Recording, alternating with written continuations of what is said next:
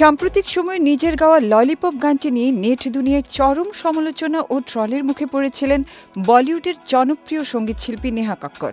তবে সেই গান কেন্দ্রিক বিতর্ক পেছনে ফেলে এবার এক সামাজিক ইস্যুতে সরাসরি শিরোনামে উঠে এলেন এই গায়িকা। ভারতের বিভিন্ন রাজ্যে প্রশ্নপত্র ফাঁসের বিরুদ্ধে গড়ে ওঠা তীব্র আন্দোলনে সাধারণ শিক্ষার্থীদের সমর্থনে শক্ত বার্তা দিয়েছেন তিনি।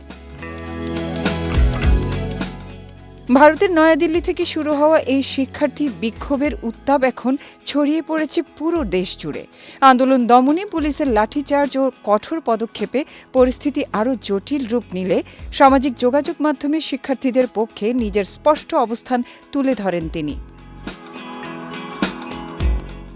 জাস্টিন ফর স্টুডেন্টস লেখা একটি ছবি পোস্ট করে তিনি লেখেন, কঠিন সময়ের মধ্য দিয়ে যাওয়া প্রতিটি শিক্ষার্থীর পাশে আমি আছি। আমি তোমাদের সমর্থন করি এবং তোমাদের শক্তির জন্য প্রার্থনা করি।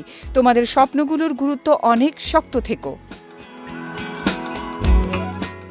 নেহার এই বার্তা মুহূর্তেই নেট দুনিয়ায় ভাইরাল হলেও নেটিজেনদের একাংশের কাছ থেকে এসেছে মিশ্র প্রতিক্রিয়া।